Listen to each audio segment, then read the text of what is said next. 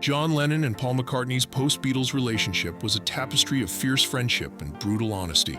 Their bond, once the creative engine behind 1960s pop culture, became strained in the years following the band's split.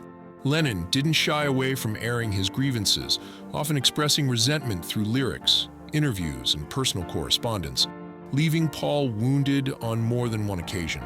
One of Lennon's most scathing attacks came in the song "How Do You Sleep?", released on his 1971 album, Imagine. The track brutally mocked Paul, dragging his famous "Yesterday" into the fray, with lines like, "The only thing you done was yesterday," and ridiculing McCartney's sound as muzak to my ears. The song was fueled by amplified animosity, partly nurtured by Lennon's manager Klein and Yoko Ono. As Lennon later admitted, he used his anger toward Paul as creative inspiration.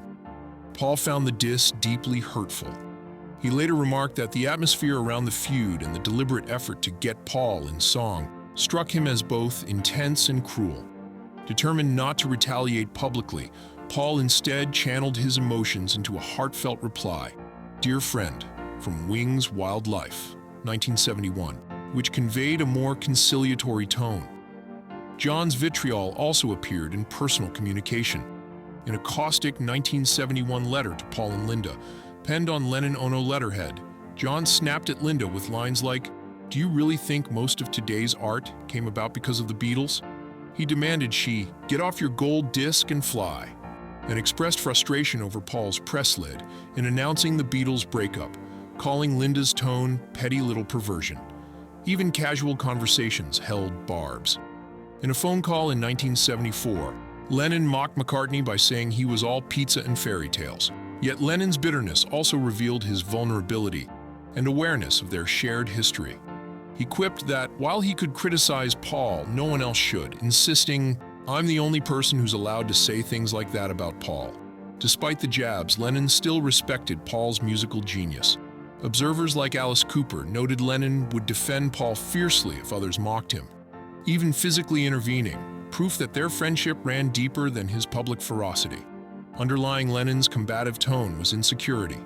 He often inflated his importance, claiming contributions to songs like Eleanor Rigby that weren't widely corroborated, hinting at underlying feelings of being overshadowed by Paul's success. Yet their best days returned. In 1974, they reunited privately for a recording session, and by 1976, they were chatting amicably about everyday life, baking bread and watching TV, moments that hinted at reconciliation. John's most caustic outbursts reveal the complexity of their relationship, a blend of conflict, envy, respect, and brotherly love. He could savage Paul with brutal lyrics and caustic letters, yet still stand up for him and recognize their shared bond. Ultimately, Lennon's sharp tongue reflected not hate but a deep wounded affection for a former partner who, in both harmony and in conflict, helped shape modern music.